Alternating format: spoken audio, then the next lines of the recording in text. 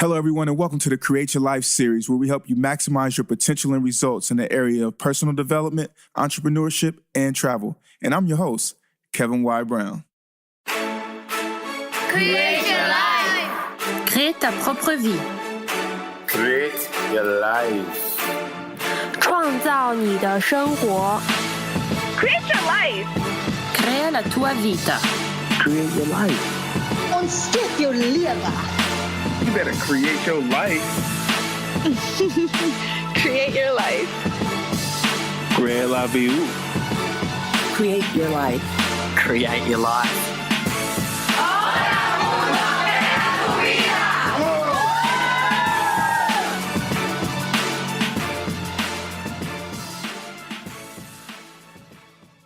Beautiful people, this is the Create Your Life series. I'm your host, Kevin Y. Brown, and it is an amazing day to be with you here today. We have a treat. Listening to some of the listener feedback and the questions that we've been giving, people have been calling in and have been asking, DMing us, messaging us, asking, hey, how do I build my audience? What are some of the ways that I can grow and maximize my influence? And so, of course, us being who we are here at the Create Your Life series, the Create Your Life family, I said, you know what? The first Sunday of every month, we do CEO Talk. So why not have some people come in who are experts at this, at audience building and growing, come in and actually help us to figure out how to do so. So in addition to myself sharing my expertise, each one of us has come with 10 different ways that we can help people and how you can go ahead and grow your audience. So we have our resident contributor here, Todd Wahnish, who is the CEO of Clever Era. Todd, please say hello to the Create Your Life family. What is up, everybody? Happy day. Awesome. Happy to have you back, Todd. And then we also have a special guest calling in from Ohio, Cordaro Johnson, better known as Haize. Haize, you there? Yes, sir. Okay, cool. So we got Haize in here. Haize is the host of the Awakened Soul podcast, but also had a different podcast back before that one and was in the tens of thousands in downloads per month. So definitely we have some experts here to talk about it. And before we actually even jump into this show, I want to remind everybody that you can go right now to Create Your Life to actually bit.ly.com/Beyonce. CYLS Beyonce, and you can download the book that I wrote on my interview with Beyonce's dad, 10 Secrets That I Learned While Interviewing Beyonce's Dad. Or you can also go to the website, cylseries.com, and just sign up for our newsletter and you'll get it emailed to you. I also want to remind y'all to follow us on Instagram at CYL Series and also at Kevin Y. Brown. Without further ado, let's jump right into it. So Haize, because you are newest to the group, I want you to tell us, what do you feel like is the number one thing that is needed in order to grow your audience? The number one thing I would say is be consistent with your content. And that means releasing on the same day every week and delivering that content every time. That way people can set their clock to it. So definitely be consistent with your content. Okay. Todd. So I'll say this, the things on my list are tactics, except for the first one, which I think is the most important.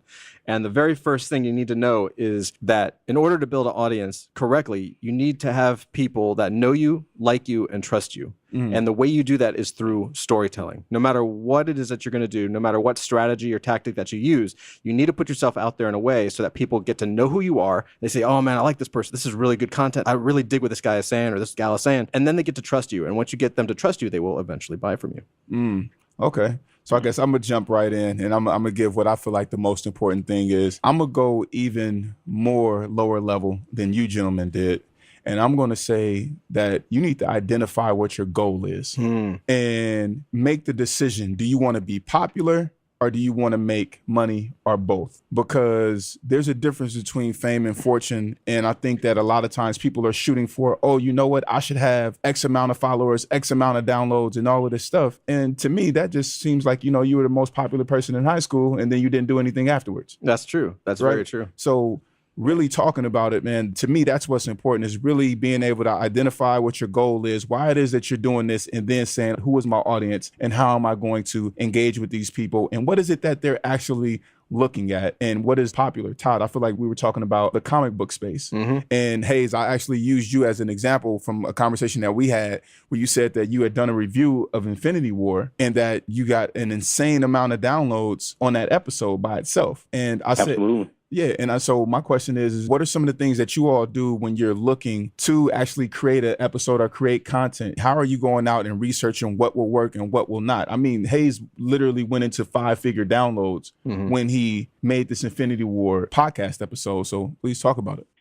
So as far as the Infinity War, as far as any content on my podcast that I do, I always pick something that I'm already have an interest in, because I feel like that comes through on the show. When someone has a genuine interest and love for what they're talking about, people endear themselves to that. So that's first. Anything that I do has to be true to me. It has to be something that I already enjoy.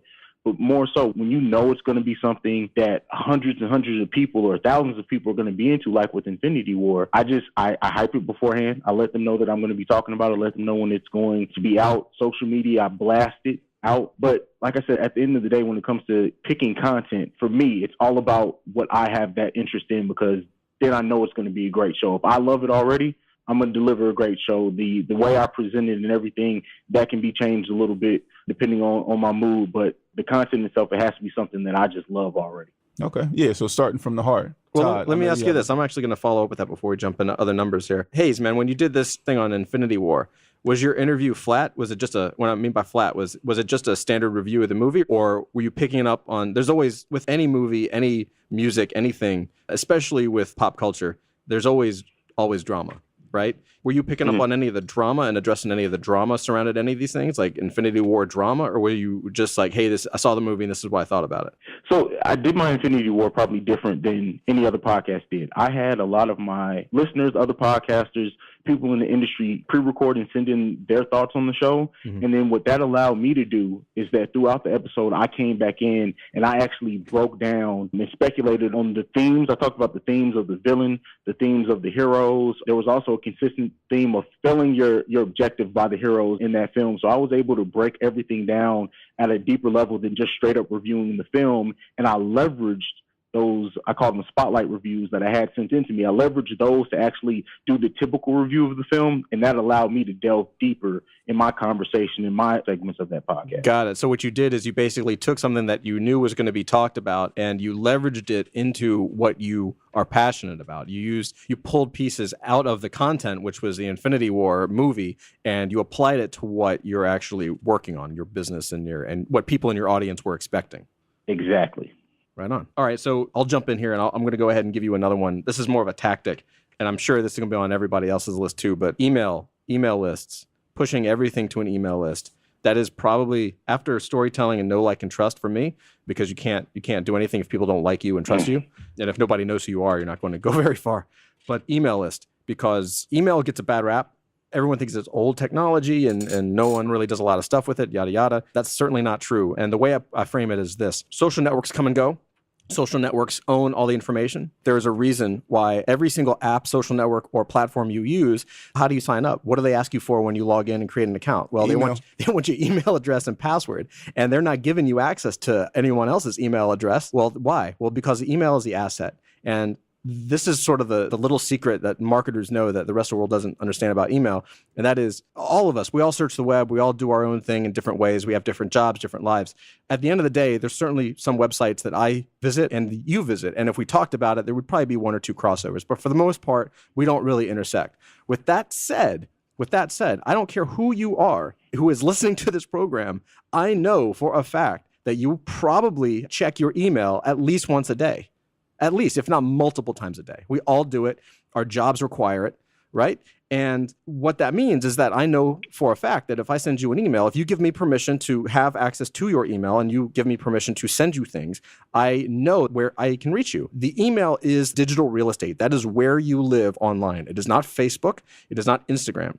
Not only that, but to Kevin's point earlier, when you build your numbers up on all these platforms, you could have 1 million Instagram followers. Well, Instagram could shut down tomorrow, right? Now, yeah, it's owned by Facebook, whatever, but how many times have we all seen some company changes a policy or gets sold off or bought by somebody else? Or an algorithm change, and all of a sudden everything drops, and all of a sudden it ain't the cool platform anymore, and everybody jumps to the new thing. Well, if you've built your audience of 1 million people, but you can't reach them whenever you want, forget about it, man. You can post something on Facebook and 0.1% of your audience actually sees it. Whereas if I have the same size audience through email, I know everybody's looking at it. My click-through rates are way higher. I think, to piggyback off of that, I think what is also important is to master one platform. Being on all platforms is okay, and it can have its advantages. However, you don't need to be on 12 different platforms. I feel like you need to build up instead of out. That's true. So I think that that's a really big component of actually building your audience. Yeah, that's huge. Even though that actually should be highlighted. I'm glad you said that, because even though between the three of us, I'm sure we're going to be tossing out a whole bunch of stuff here. Right. It's important to know that you got to pick the best strategy for you and dive into that one niche, that one platform, or that one thing, and scale that up until you feel like you've hit a ceiling. I mean, some of these things can get huge. And I think that it's important for you to understand where is your audience hanging out at. That's right. That's how you make the decision. So are they on Instagram? Are they on Twitter? And I think that actually comes by picking the people who you want to be like, and then understanding where their followers are and how people are digesting their content, if it's content that you're creating. And that'll be your way and your avenue in order to create an influence and be able to essentially influence more. And funny enough, I have to say this because I find that it's super interesting. You know who James Altucher is? Of course. Dude, he's like 3 of my posts. Ah, nice. And it's All like, right. what? Like, Altucher is a big deal. Yeah. What up, James? Yeah, what's up, James? What's up? But he's a big deal. And I just find it interesting. So in my head, I want to know, how did he stumble across my content? Right. And I feel like that would help because he's someone who I've looked at. You should ask him. Yeah, I think I'm going to slide into his DMs and see what's going on. Right. Yeah, but it's interesting. He did it like last week, and I was kind of like, huh. And then today I looked and he liked the post that I made about last week's episode. And I was like, huh. And then he liked it on Kevin Y. Brown, but he also liked it on CYLS series. So I'm like, I'm trying to reel him in so he can become a guest or something like that. Man. But it's very interesting, and it's important for us to know where the people who we want to be like are who's having impact and their influence, to go and understand what they're doing and then be able to backtrack it and create a similar game plan. Right. That being said, give us another tip, Haize. What's going on?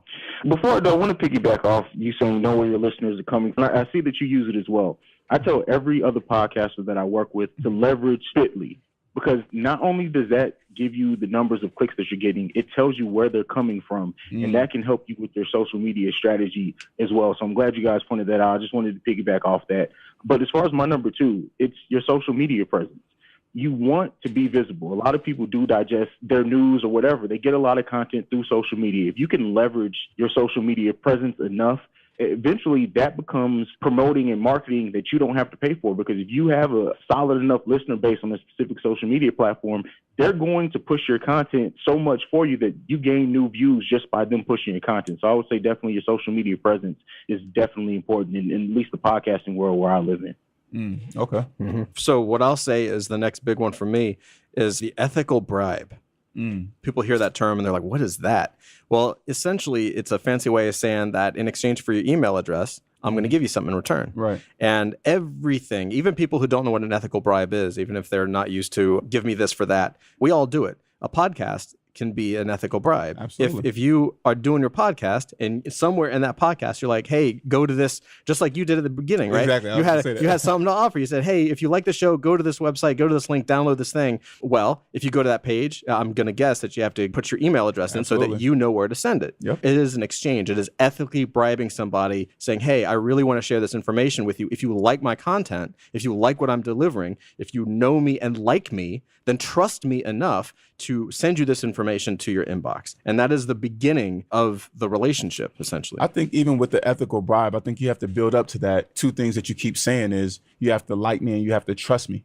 And I think that comes from your playbook and from your track record of what you've been doing for an extended period of time, and people actually building up that trust and becoming comfortable with you to say, hey, you know what?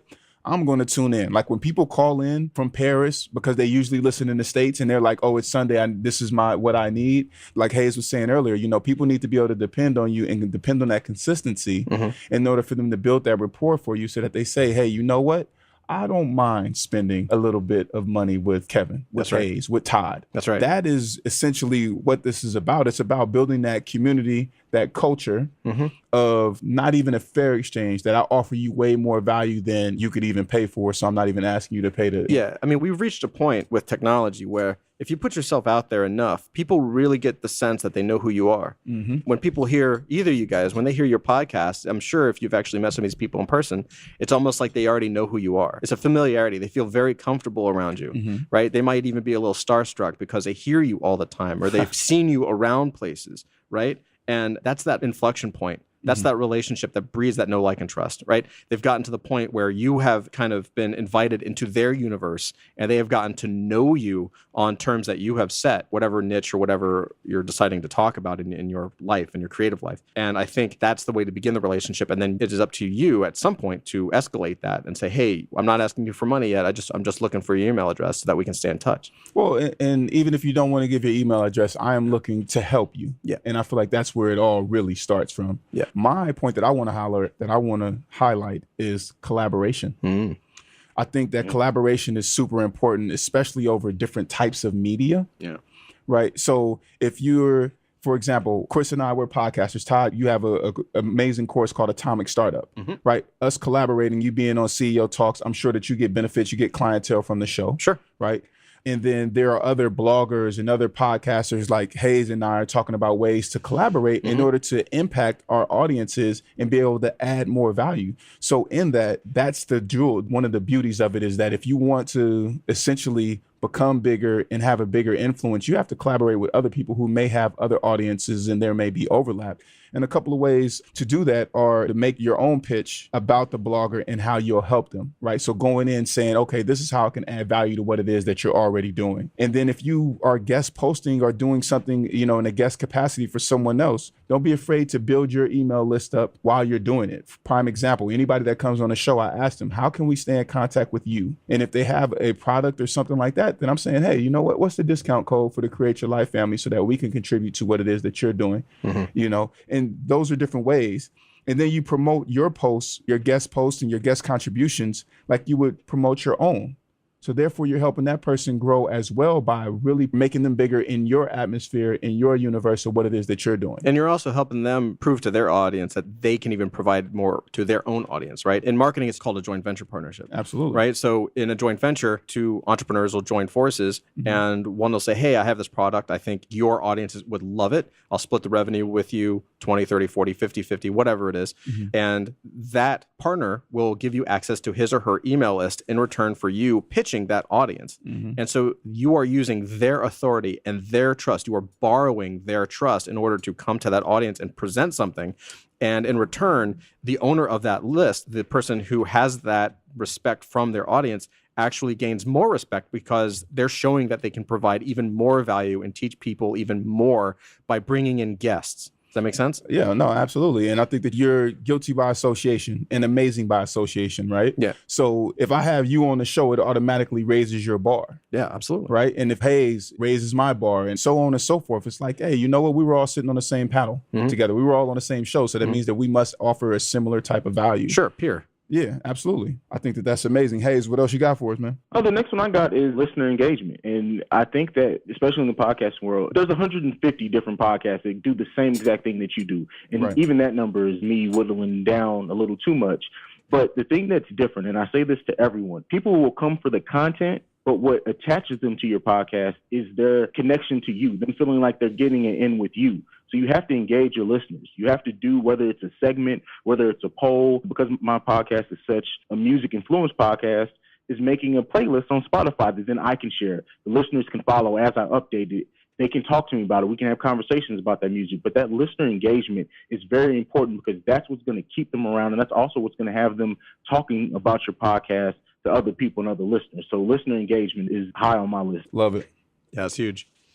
So for me, I would say that because I think linearly, I would say that the next thing after the ethical bribe for me is starting to educate. And part of that education is just being real with people and saying, here's my life, here's who I am, right? Put it kind of being transparent, saying these are my ups, these are my downs, almost like your hero's journey. Your movie is a life, or your life is a movie, I guess I should say. Yeah. Both. Life is it's a the movie. same thing. Life is a movie. So you can frame it like that with your highs and your lows.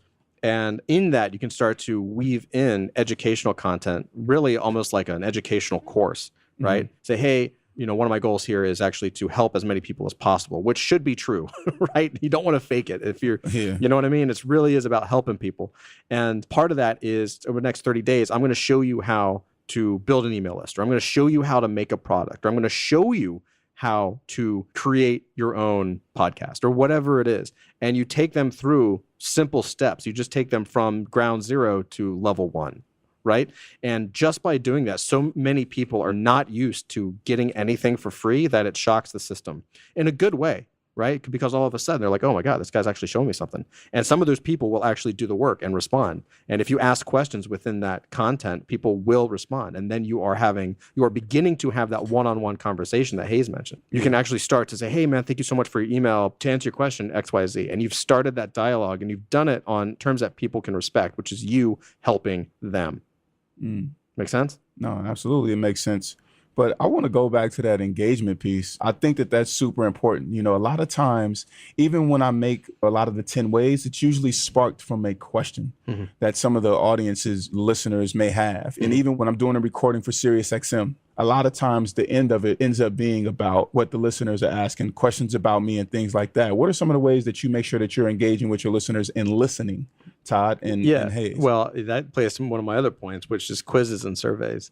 So I'm always asking in my email list to people, I'm always asking questions. Hey, what's your biggest problem with X? You know, X being whatever it is that you're doing. Hey, I'm really interested in doing something on this. What's your biggest problem with this? Let me know. How have you tried to solve this in your own life? What are the problems that you've come across? Quizzes and surveys are fantastic ways. If you're in the business space and your customer base is entrepreneurs, you know, the very first question would be like, well, what type of entrepreneur are you? Are you just starting out and you've never really done anything? Have you been in business for a couple of years? Or is this like your second company or third, right? Have you already sold and exited and you're up on a list? By just starting to segment people into buckets of similar tastes and similar likes, you can start to understand exactly who they are as people and what they want. So if you can find out the right questions to ask, and you can just do a little bit of research on Quora or Google or Reddit, any place where people are asking questions and trying to find answers to problems, if you find that drinking well for your audience, where they go to find out answers for them, if you find out their problems, you can craft a survey or craft a quiz that asks a certain number of questions and then delivers a certain answer, right? And by doing that, you can then start to build content. Create Your Life family, we got questions from Facebook Live. We got Jamari Peterson chiming in. Jamari, what's going on? Estelle Lett, Dana Lucille Bobbitt. Hello, Dana. And then we have Ishla, who is asking, she says, what social media platforms other than email has done the most in increasing your audience? Facebook, Instagram, Twitter, et cetera, et cetera. I'll jump right into that. I'll say that the number one thing is that you have to know what works for you. Specifically, I want to highlight that because what works for me and what it is that I'm doing might not work for you. I think in terms of for the show itself, I would have to say it's been Instagram because that's the only social media account that we have. We have a Facebook page, but we're more active on Instagram. So for Create Your Life there. And then for me, Kevin, I would probably say Facebook has been the biggest for me gaining followers, but my Instagram has increased as well. So probably Facebook and Instagram for me. How about you, Haize? I would say Twitter is a big one for me, specifically because the way that I post on Twitter, you can listen to the whole episode right from the tweet. And so that helps a lot in growing an audience. That helps when new listeners come in or their first time finding your show, they can listen to it all right there without going to another platform, without having to go to iTunes or anything. And it just offers a better entryway. But I would say, I mean, all social media has its ways. Just you have to know how to market on that. So, for example, Twitter, I just gave what I use on Twitter. If I'm using Instagram, I'll do a snippet of the show. You can only post, 1 minute on Instagram. So I'll do a small snippet of probably my most engaging portion of the show or what is going to make someone say, hey, I have to listen to the rest of this conversation. And then as far as Facebook, using that boost function on Facebook, if you're posting your episodes and marketing that to a specific area, to maybe what the content is or to where you know your biggest fan base or listenership is. Every social media has helped me grow almost equally. It's just knowing how to market specifically there. When I first started out, I would do the same posts on every social media platform I had. That didn't end up working. Once I started differentiating what I did on each one of those social media platforms, they each kick in on average. I probably get 50 to 100 new listeners from each social media platform. Again, leveraging Bitly to know where they're coming in from, but as well as that targeted promotion on each platform definitely helps grow your audience a lot. I want to jump right in. So we got a couple seconds before we go to musical break. If you could really quickly just tell us, how is it that you, or what technology are you using in order to get it to where someone can listen to the whole episode right there via the tweet? So I was using SoundCloud for a long time. Right. I actually am switching to Anchor now because it just offers better statistics. Gotcha. But everything, you can embed the whole episode right into the tweet there. They click it, little window pops up. Right. They don't have to go to another thing. They don't have to do anything else. you can listen to the whole episode, right? Okay. Awesome. All right. So we'll be right back after this musical break. This episode is brought to you by Podcast Laundry, a podcast editing service that gives podcasters more time to be creative by handling the dirty work of editing and all of the behind-the-scenes work that podcasters hate. If you're a podcaster, check out our services and purchase a package today. Spend more time doing what you love and let Podcast Laundry do the dirty work for you. Visit podcastlaundry.com for more information. Beautiful people, this is the Create Your Life series. I'm your host, Kevin Y. Brown, and we are back. This is CEO Talks. We are talking about how to grow your audience. Before we left, we had Isla ask, hey, you know what? What has been the biggest social media platforms that have helped you to grow your audience? And so you heard from myself, you heard from Haize. Now let's hear from Todd Wahnish of Clever Era. Todd. When my wife and I were building her business, which was called Ruby Thursday, and it's still going on really strong, the platforms that did her really well and us really well was YouTube. So she launched her own channel, right? And she did a weekly YouTube show. And that built up a really good sized audience and still grows to this day. And the other thing that we did was she ended up co-organizing a meetup. So meetup.com has a whole bunch of different meetups from around the globe, from around the country. So she hosted an in-person meetup once a month. And that also brought her authority. I mean, I cannot tell you the number of opportunities that have come up for her in her universe in development and coding purely because of YouTube, email, and meetups. And I'll tell you this, the other side to the meetup.com thing, and this is a little secret that we use to build her audience, you don't have to organize your own meetup. Meetup actually has a really interesting feature, which is that some people allow you to contact their audiences. Right. And so if you sign up, I mean, I'm in New York, but I could sign up to a meetup group in LA. I can then check and see if that organization allows me to contact their email list. Mm-hmm. And some of these email lists, man, some of these groups are like 30, 40, 50,000 people strong. So I can say, hey, by the way, check it out. We're going to be doing this show, or we have a product launch coming up. I just wanted to share with the community. Thank you guys so much. And I mean, you can get sales from that.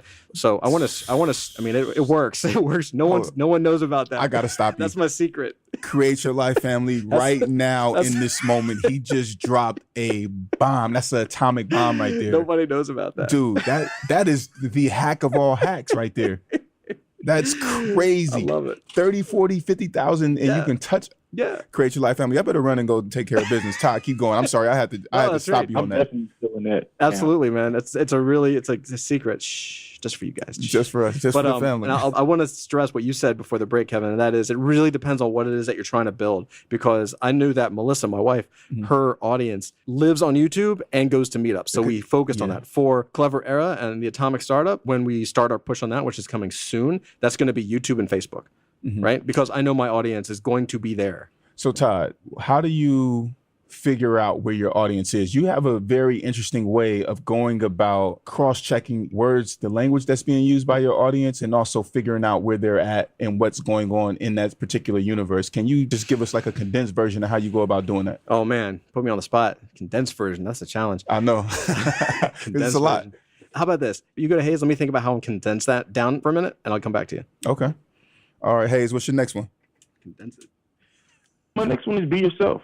I can't tell you how many podcasters that I listen to or ask me to check out their podcast, and I can only stick through so much because they're trying too hard to sound like a podcaster or to be politically correct, and it just turns me off. I've always said this. Anyone who started off, anyone who talks to me about podcasting, is that if you don't have a controversial opinion ever, if everything you do is politically correct, I can't trust that that's actually you, so I'm not going to listen. Be yourself, no matter how controversial it may seem, no matter how weird it may be, no matter how different it may be. Be yourself. That goes back to what I said on my last point, is that it's you. Your content may get people to listen, but it's you who are going to get people to stay. And if you're not truly being yourself, or you're trying too hard to be what you think a podcaster is, they're not going to stick around and listen to you. So you have to be yourself. I like that. And I think one thing for me that I wanted to make sure that I highlighted here in this episode is trust your gut over people who think that they know what you're supposed to be doing. And the reason why that's so important to me is because when I was trying to get the show on SiriusXM and I'm pitching all of these channels, Create Your Life had 500 followers, less than 500, like 480 or something like that, right? And I'm telling people, you know, what it is that I'm working on, or what it is, like we're in conversations with this network, and people are like, oh, they're not going to pick you up. You need to have at least 10,000 followers. You need to have this. You need to have that. I mean, I'm literally here in the studio. We're 80 episodes in, and this guy is in here. He's like a guest on some other show, and he's telling me what's not going to happen. And in my head, after a while, I just stopped talking and just started listening. You telling me all of this stuff. Do you work there? No. Have you ever done this? No. What is your expertise or the reason why you feel like you can offer me this advice? Right. So I think that that's very important. Like, this is what I knew could take place because I believed that it could and I was willing to do the work. But I also think that it's important to go and do the hard work and put in the time where it's going to matter most. Because we had a catalog, that's what got us over the hump. If I had 50,000 followers and no content, I think, you know, people might be interested, but they still be like, well, where's the work? Are you really going to consistently do it? So very interesting. But Todd, we want to circle back, man. Yeah. We need this process from you. So I'm gonna break it down as simply as I can. Basically, what you do is you start checking these social networks. And what you're doing is you're looking for two things. You're looking for the passion and emotion of the pain. So you want to find pain and you want to find people passionately talking about it, and then you need the numbers. The first thing that I do is I try to find forums or Facebook groups or Quora questions, people asking a question, and then I'm looking for the answers that people give. Somewhere online, people are dealing with whatever problem you're trying to solve, and they are talking about it passionately. So what I do is I start looking at the language and I start looking at the passion behind the language. It really depends on what it is that you're looking for, right? Then what I'll do is once I find a passionate forum or passionate thread, I will then go through that social network and I will look at the numbers. So for instance, I'll go to Facebook groups and I'll type in entrepreneurship and I'll just look at the top 10 Facebook groups and I'll look at the numbers of the people in the groups. When do people sign up? Did 10 people sign up to these groups last week? Or is it 2,000, right? You tally the numbers. So if I can get 100,000 people in with the top 10 groups, so it's like an average of 10,000 people per group, that tells me that there's a really passionate audience on there. And what you're going to find is that hindsight is always 20/20. So a perfect example would be entrepreneurship. If I look for a business group, a group of business owners who are having problems in their businesses and they're trying to take their businesses to that next level. Okay, let's just say that is what I'm addressing. That is my problem. That's what the Atomic Startup does. That's you know it. So weird how that works. Keep going. Yeah. If I hop onto Facebook and I look at those groups, well, I'm not going to actually find a lot. Are there entrepreneurship groups? Yes. Are there business owners talking about their problems? Some. But if you look at it, you're not going to see too much. Meanwhile, if I hop over to LinkedIn, I'm going to find a ton of business groups because LinkedIn is business. Right. If I go to meetup.com, there's tons of business owner groups, tons of entrepreneurship groups. And hindsight, you have the data and now you can say, well, of course, it makes sense because meetups are in person and they're private. LinkedIn groups can be private groups. They're much more focused on business, right? Facebook is social. Facebook is not a place to share your innermost deep, dark feelings, right? I mean, there are Reddit groups that'll do that because they're private, they're small, they're insular. Facebook, Instagram. If you're posting your problems on Instagram, you're using Instagram wrong. Say that. Yeah, you know what I mean? That's right? Very interesting. So you got to know the platform and you got to know what the platform is good for. And it really just comes down to knowing who it is that you want to approach and starting at the beginning, finding somebody that has a problem and saying, okay, well, where are these people coming from? And then diving deeper. I want to piggyback off of that because I'm going to be honest with y'all. Me and Todd go back and forth. We have a lot of conversations and we friend tour each other. But one thing that I did recently, I have the company Podcast Laundry, which is essentially we edit podcasts for podcasters so that you can focus on the creative things. Let us do your dirty work. However, when it was time to figure out I want to serve podcasters, it was up to us, or it was up to me and the person that I'm working on a company with to go into these different groups that I was already a part of and engaged in with podcasters and ask, hey, what is it that takes you the longest? What is it that you wish you knew before you started podcasting? And asking all of these questions and reading all of these comments and fielding the data, putting it into spreadsheets and literally saying, hey, you know what? This is this, that is that. And then saying, hey, I think we have something here because people actually care about this. And this is a pain point. And if you can solve that pain point for a person, then you can definitely build an audience because the problem already exists. And that's one of the things that you actually taught me, Todd, in the Lean Startup book is build, measure, learn. No, you measure, learn, and then build. Right. Anytime you're building a company, think about it like hustling. You want to start in the black. So you start in the black by identifying a problem and being able to actually pick it up and create the business from there. You want to have clients in the door before you even go and do all of the fancy stuff. Yeah, you got to validate it before you build it. Yeah, absolutely. And you cannot validate with vanity metrics. And that means validation through your cousin or your auntie or somebody who's close to you that's not your customer or that will not tell you the truth. It's the golden rule that I live by, which is this. Amateurs make something so that they can sell it. Yes. All amateurs, they make it first, they say, look what I did, and then they try to go find someone to buy it, right?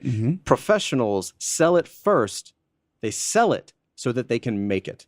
That's what pre-sales are. And That's a gem. go ahead, Haize. That's a gem. I can't stress that enough. It's just the way you worded that. I'm gonna write that down. That's something that I'm gonna have to steal from you just a little bit. Go But for it. That's all right. Definitely a gem. Go for it. That's I'm gonna be right. honest with you. Todd said that on my panel last summer. That's when I was like, all right, yeah, this guy, he could come on Create Your Life. I know he has the juice. But looking at the Facebook Live, man, we on fire. Jamari Peterson, he says that automation is also an area that I am big on for engagement, but aligning my pieces to be seamless can be difficult to set up. He said, what are some tips that you all can offer? I guess I'll go first since I'm talking here. Yep. I'm a huge proponent of doing it manually until it breaks, right? Yeah. Because what happens is we get caught up in automation and email sequencing and funnel building. I mean, that stuff is so much fun, man. But you can really suffer from shiny object syndrome. You're in the world of marketers, man. These people know how to sell. Mm-hmm. So what I do is I start everything from scratch. I do everything manual. And then when I'm overworked or overwhelmed, the thing that I just either can't do anymore or that's breaking the most, that's the first thing that I automate. So I let the business tell me what to automate, right? So it might be building an email funnel. It might be building a sales funnel. I don't know. It could be doing the giveaway, right? Doing the ethical bribes so that you can start collecting emails automatically instead of asking people for their business card, right? It really depends on your business, but you can't do it all at once. You got to do one thing at a time from the manual side. And that also gives you the advantage of testing. Right? If you build everything at once, if you were to say, I'm not launching my business until everything is built, well, what happens? The minute something breaks, you don't know how to fix it. You don't know what caused it. You don't know how to improve your metric or your KPI. You have no clue because you did everything all together. If you start from one thing and then you can start to test it, you can say, well, maybe I'm focusing on YouTube and I'm just going to build up a YouTube audience. Well, what happens if I do a different place card? What happens if I play with the title? What happens if I add some links here or there? What happens if I change the way I do an intro, right? Like all these things are going to change your metrics up and down. And over time, you can start to see what actually works. And then once you have a conversion number or a metric that you like, then you can move on to the next piece, the other thing in your life that's breaking. Because the truth is no matter how much you automate, it's all going to be on fire anyway. It's all, Right. Yeah. It's all going to be, There's it always never going to be stops. hiccups. Yeah. I want to comment because Breon Nicole Davis on Facebook Live has said, Todd, you made me log on to Facebook just to comment. Yeah. That was a great meetup tip. Thanks a million. Thank you. You're welcome. Yeah. Okay. So Haize, man. Don't tell nobody. It's just our secret. Right. It's just us. Haize, what you got for us? All right, next one. Market.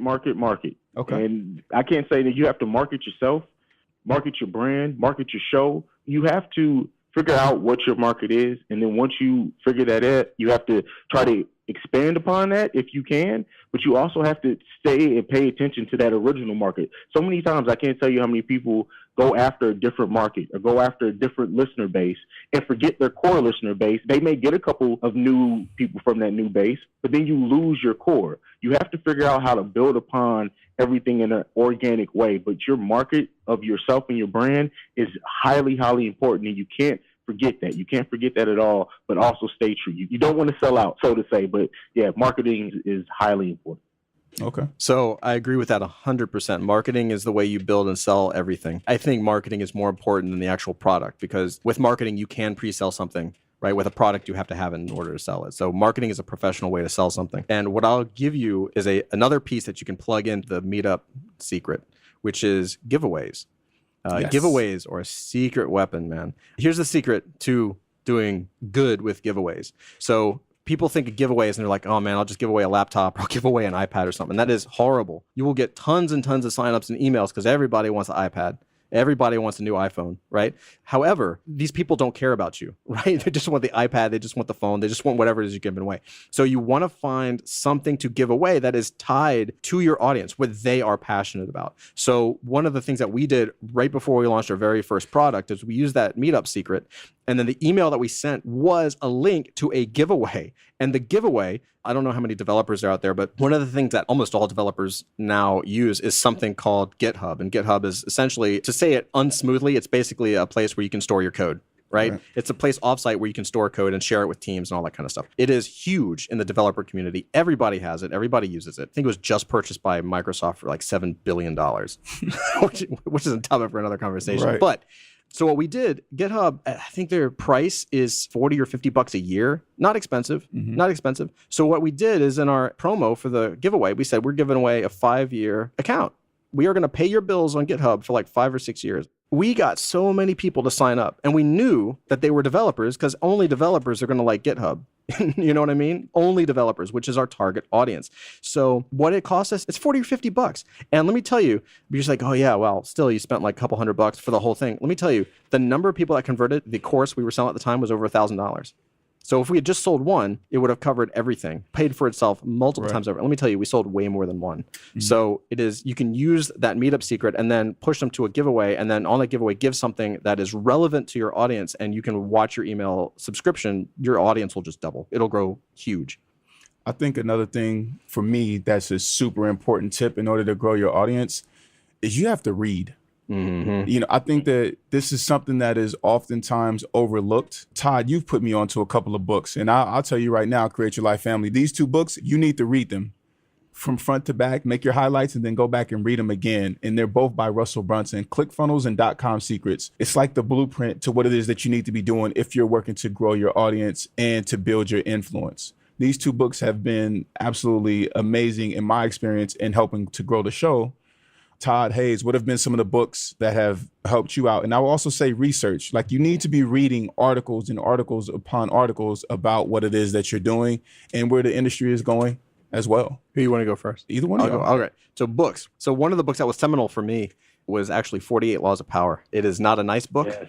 Back in the day, I did a lot of music videos with a lot of hip hop acts. So I saw all the talent walking off set with this book. I got to look at that book. It's like the Bible. It is the Bible. It is brilliant. It tells it like it is. It talks about power and how we are affected by power. Mm-hmm. It is not a friendly book. It is not nice because power can be used for good, but it can be used for bad. Right. And it gets a lot of heat because it's not like all happy, happy, joy, joy about power. But it is brilliant. And I will add to that, Robert Greene, who's the author, did another book, which I think is just as good, if not better, which was The 50th Law. And he actually worked with 50 Cent on that book. So that's why it's called The 50th Law. But it's a brilliant, brilliant book. So those books early on were hugely influential to me because I was early on in my career with my background in fine art and animation and design and stuff like this. I had no clue about sales. So all it took was me to get rolled on a few times. And I'm like, I got to figure out what's going on. Right. And the minute I started reading about power, as I went chapter by chapter, and I got the physical, and I recommend the audiobook too, because it is a thick textbook. Unabridged or abridged? Unabridged. Unabridged. Okay. Yeah. But I will say, once I started reading chapter by chapter, I started being able to place people to techniques that were used on me. Whether that person knew it or not, I was like, oh, that's so-and-so. They totally did this on me. So it got me into a position where I could start to recognize what the techniques were. Not necessarily that you would use them, but you got to know what's out there. You got to know how it works. I would have to piggyback off that, and I'm going to mention 2 more Robert Greene books, and that is The 33 Strategies of War, as well as Mastery. And when you hear the 33 Strategies of War, you may also automatically go into thinking, well, how does war apply? Once you read the book and break down the strategies of war, you realize that they can literally be applied to anything and everything in life, whether it's your business, whether it's your personal life, whether it's anything that you want to do or accomplish. Everything is a war. It's a war against something. And so once you read the 33 Strategies of War and start learning to identify and strategize with those things, it makes everything so much easier because you realize that you're fighting a battle. It may not be against another person. It may not even have an adversary. Sometimes the adversary is just winning. That's the only adversary that you have, and you have to conquer that. You have to win. The 33 Strategies of War and Mastery, I suggest everyone, no matter what you do in life, read those 2 books, as well as the 48 Laws of Power. I started smiling as soon as you mentioned that. I've read every Robert Greene book that he's so far. I own them all. I own them, but I haven't read them all. They're so good. I'm going to give you a couple more books, too, if we got the time for it. All right. I want to take a quick jump. Well, if you want to talk about the books really quick. Because I want to address Jamari's question a little bit more. Okay, perfect. So really quick, John Braddock, A Spy's Guide to Thinking. Simple book, small book. I'm not going to tell you what it's about because it's really good, but it's A Spy's Guide to Thinking. And then I'm also going to recommend an old book. This book was written in the 1920s, a book by a guy named Edward Bernays. And if you don't know who Ed Bernays is, you need to look up this dude because he is literally the most important person of the 20th century, and nobody knows who this guy is. And that's because his book is called Propaganda. And he is the father of American propaganda. He is the guy responsible, actually responsible for changing our culture from needs-based to want-based in the 20s. Because back in the 20s, you got to remember Depression era, and everyone was needs-based. I need food, I'm going to get food. I need this, I need that, right? food, water, and shelter. He pushed us up Maslow's hierarchy of needs and pushed us into wants. That guy is responsible for some not so nice things, but also some incredibly good things. No judgments on who he is as a person, but his book, when you read it, you realize that he wrote it in the 20s, and then you realize this is pre-internet, pretty much everything. Right. Man, makes you think. The power of the mind and the power of influence. It makes you think even about back then. It makes you think about a lot of things. So now you make me want to add in one more book. I think anybody who's doing anything, I don't care where you work at, whether you're an entrepreneur or not, one of the top books, and I'm rereading it right now, is Cash Flow Quadrant by Robert Kiyosaki. Yeah, classic. It's a classic, but it helps you understand how to make money, how different people make money, and what types of people exist. I try to read this book every year. This, Secrets of the Millionaire Mind, and The Alchemist, and What Makes the Great Great. These are books that every year I have to read these books. They're that good and that influential, and it helps you to straighten up and get your mind right. But going back to what Jamari was saying about definitely making sure that things are systemized, I'm a big component, Todd knows this about me, of SOPs, standard operating procedures. And Cash Flow Quadrant actually helped me to understand this. And they have this example in the book where the guy says, you know what, if there was a mom and pop burger shop and somebody asked you, do you make a better burger than McDonald's? Then of course the person would say what, Todd? Oh, yeah. What would you say, Haize? Absolutely. Exactly. But then if that same person asked you, but do you run a better business system than McDonald's, then what would your answer be? Yeah, no way, man. I wish. What would you say, Haize? If we did, I'd be It's on a impossible. I mean, yeah, I wish I could run a better business. If I did, I'd be on a McDonald's, boat yeah. somewhere. But that is essentially what cash flow is talking about. And so when you're doing things and you're understanding stuff, then you have to operate as a business system. Yeah. Even Create Your Life is ran as a system. So no matter who the host is, no matter what guest I bring in, it's just like a T-Mobile store or a McDonald's. You could fire all of the managers and bring in some more. And they have a playbook and a manual and operating procedures to operate by. And that is the guide to making sure that you can eventually take yourself out of the business and work on the business versus working in it. And that is the difference between a person who's in the S quadrant, which is self-employed, Right. versus a person who is a business owner. And those are two completely different sides of the quadrant in that book. Wow, Jamari's, we got something going on Facebook Live. Jamari says that he's loving the standard operating procedures and he's loving the books that you suggested. That being said, we have only a couple more seconds here on the show. So Chris and Todd, give us your last tip that you want to leave the audience with. It has to be really quick. And then also tell us how we can stay in contact with you. Yeah, man. So I'll just say this. Don't join the party. Be the party. Yep. That's it. Don't join the party. Be the party. That is your job. And as far as where you can get me at, it's just cleverera.com. I got a little form in there. We'll do a little ethical bribe. You just put your email in there and we'll stay in touch. Cool. Haize? And you can follow me at CEO Haize. That's at CEO Haize. And you can check out my podcast, The Awakened Soul, on any podcast platform. Okay, awesome. Well, Create Your Life family. The tip that I want to leave you with is that go ahead, create your life, be your best, because this is what we do. And of course, I think we got the best podcast out there. Sorry, Haize, no offense. Well, we're in two different genres. We're in two different genres. It's all good. What I want to say too is Create Your Life family is don't be afraid to call in and participate and ask questions yourself to the people that we have on the show. That's what we're here for. That's why we're live on radio. And that number, as always, is 212-650-6903. Appreciate you. Love you. Thank you for being a part of this and being on the journey with us. More great things coming. Now I'm going to hit you with the unofficial anthem as we get out of here. Peace. Beautiful people, if you enjoyed this episode of the Create Your Life series, be sure to download it from our podcast, which is available on createyourlifeseries.com, iTunes, Stitcher Radio, and Google Music. Also, be sure to leave a review of the podcast. You can catch us live on Sundays from 5:30 to 6:30 p.m. Eastern Standard Time via 90.3 FM in New York, or on Facebook Live at facebook.com/KevBrown1. We encourage you to participate in the conversation on Facebook or call in at 212-650-6903. Follow us on Instagram at CYLS Series and at Kevin Y. Brown. Be blessed, and we'll see you back here live next week. Create your life. Crée ta propre vie. Create your life. 创造你的生活。 Create your life. Crea la tua vita. Create your life. On skip your liver. You better create your life. Create your life. Crea la vie. Create your life. Create your life.